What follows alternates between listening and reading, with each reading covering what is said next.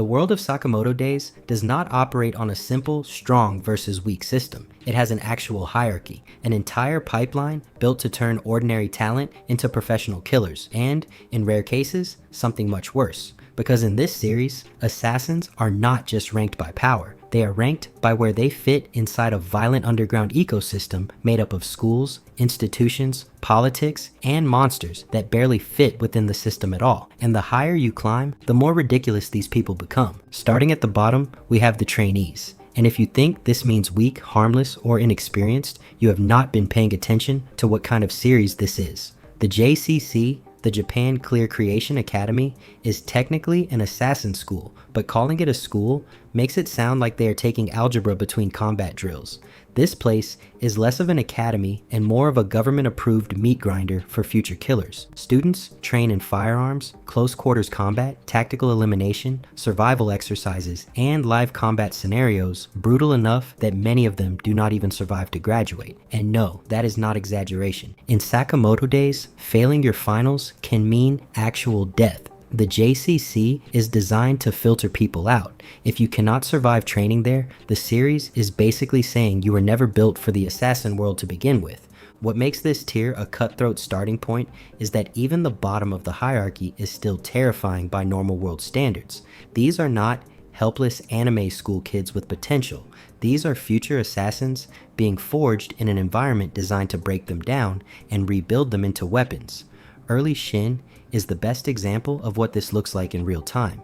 He has talent, instincts, and drive, but lacks polish and consistency.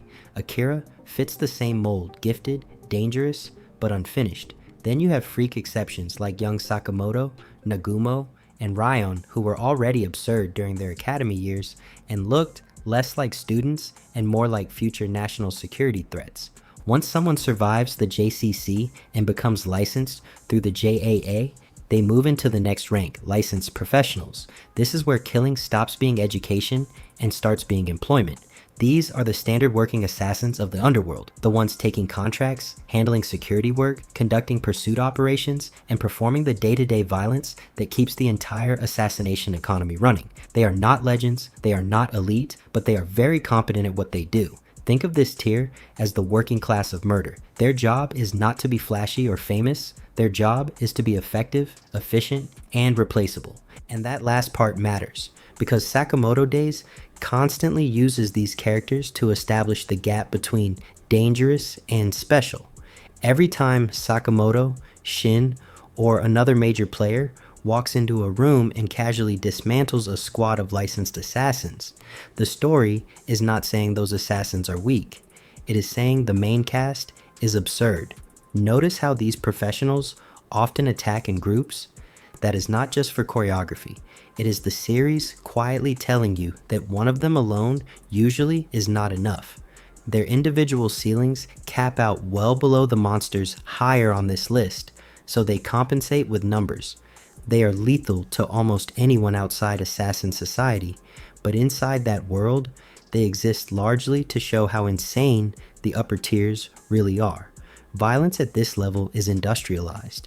Assassination has become a profession, and these are the people doing the daily labor.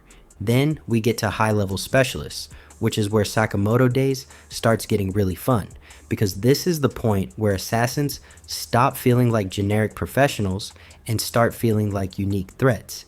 This tier is not just about power, it is about identity. These are fighters with specialized styles, gimmicks, weapon philosophies, or combat niches that make them terrifying in the right matchup. They may not be among the strongest in the verse overall, but they are the kind of opponents who force even strong characters to actually lock in. Boiled is one of the best examples of this tier because he establishes what a genuinely dangerous professional assassin looks like before the story escalates into madness. He is not top tier, but he is strong enough that you cannot just meme your way through the fight. Kashima works the same way, except his threat comes from technical ability and design rather than raw prestige. Carolina Reaper fits here too, another assassin who can become extremely dangerous when the matchup favors their style, and that is the entire point of this tier. These are the assassins where matchups start mattering, Once you hit this level, fights stop being as simple as who has better stats. Now it becomes a question of compatibility, style, counters, positioning, who can force their game plan first. These characters are why Sakamoto Days avoids becoming boring power scaling slop. At this level, understanding how someone fights matters almost as much as understanding how strong they are. Above them are the special operatives, and this is where the ranking system gets more nuanced, because not every powerful assassin near the top of the hierarchy is formally in the order. Some occupy a weird middle space, elite enough to be trusted with critical missions, influential enough to shape the assassin world, but not officially seated among the highest ranking members. These are the assassins who carry immense authority without necessarily holding the flashiest title. Kindaka is the clearest example here. He is not just powerful, he is historically significant, a founding figure of the Order, a mentor to future monsters, and one of the people who helped shape the systems that produce modern assassins in the first place. His importance extends beyond combat. He matters because of what he built and who he influenced. That is what defines this tier. Not just strength, but institutional importance. These are assassins trusted with missions too sensitive for ordinary operatives. The people leadership turns to when reliability matters as much as raw power. This is also where politics starts mattering. Some characters may be near order level, but are not in the order due to personal choice, history, or institutional complications. So if someone is not officially part of the top group, that does not automatically mean they are weaker. It may simply mean their role in the system is different. Then we reach the most debated tier in the entire conversation: order candidates. This is where the ranking stops being clean and starts becoming arguments in your comment section, because this tier is filled with assassins who either stand right on the edge of elite status or are actively pushing toward it in real time. These are the killers who can pressure top tiers, threaten order members, and make the audience wonder if they already belong higher than their current placement. Nagumo is a constant debate here, depending on how you interpret his portrayal. Rion's prodigy status puts her squarely in the conversation. Gaku is basically raw violence compressed into human form. Uzuki keeps scaling higher every time the story revisits him. Current Sakamoto may be the single hardest character in the series to rank because his historical reputation and current performance create constant tension in placement discussions, and that is why this tier works so well. It is unstable. These placements shift based on arc, opponent, injuries, emotional state, and context. Sakamoto casually fighting is not the same as Sakamoto pushed to desperation. Uzuki mid-escalation is not the same as Uzuki fully unleashed. This tier is not inconsistent because the writing is flawed. It is inconsistent because these characters are still evolving. They are not fixed. They are still climbing.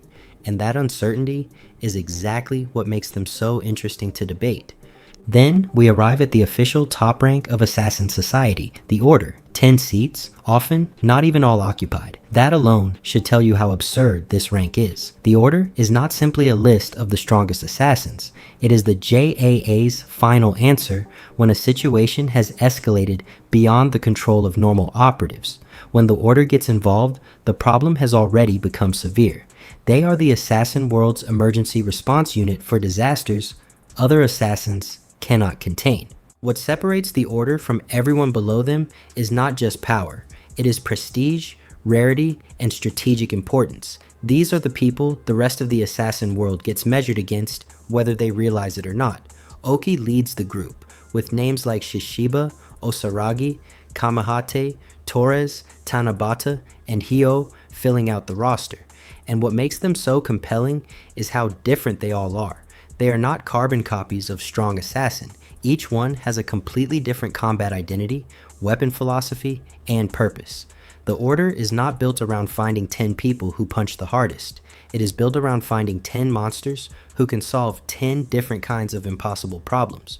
When Order members show up, the strategic balance of the entire battlefield changes instantly. Characters stop posturing, plans change, panic sets in, because everyone understands what it means when one of them arrives. But even the Order is not the true top, because above them are the legendary assassins, the characters who stop fitting inside the hierarchy entirely. These are not simply stronger Order members. These are people who break the logic of the system itself. The assassins, so broken and overpowered that trying to rank them like normal combatants feels pointless. Prime Sakamoto is the clearest example. The story does not frame him as merely elite. It frames him as the greatest assassin in JAA history, not just a top tier, not just a prodigy, the greatest. His reputation is treated with the kind of reverence people reserve for historical disasters. Fighters do not talk about Prime Sakamoto like they remember a talented assassin. They talk about him like they survived a natural catastrophe. Then there's Takamura, who somehow manages to feel even less human. Takamura does not enter scenes like a person. He enters like the author briefly decided to write horror instead of action. Even other top tiers react to him less like an opponent and more like a force of nature that has chosen violence. Prime Kendaka belongs in this discussion too, adding historical depth as one of the speed-based legends who helped shape the old generation of elite assassins. At this level, the ranking system stops working. These characters are not really part of a tier. They are exceptions, outliers, glitches in the balance of the world. And the craziest part, we probably still have not seen the true ceiling of this verse. Prime Sakamoto is still being explored in fragments. Takamura's actual upper limits barely feel tested. The Order still has empty seats. New monsters keep appearing. Every time fans think the power scaling is finally settled, the manga introduces someone else who breaks the entire conversation again.